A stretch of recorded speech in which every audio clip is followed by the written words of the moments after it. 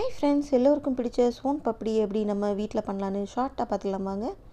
Pan heat ஆனதும் 1 table spoon நெய் சேர்த்து 1/4 கப் கடலை மாவு நல்ல வாசனை வர்ற வரைக்கும் குறைந்த தணலில் வறுத்துக்கலாம். 1/2 கப் மைதா மாவு அதோடு சேர்த்துக்கலாம். வாசனைக்காக 1/2 டீஸ்பூன் ஏலக்காய் தூள் சேர்த்துக்கலாம். இப்போ நம்ம நல்லா வறுத்து ஒரு ஸ்ட்ரெயினரில் போட்டு நல்லா ஜலிச்சு தட்டில் ஆற வச்சிடலாம்.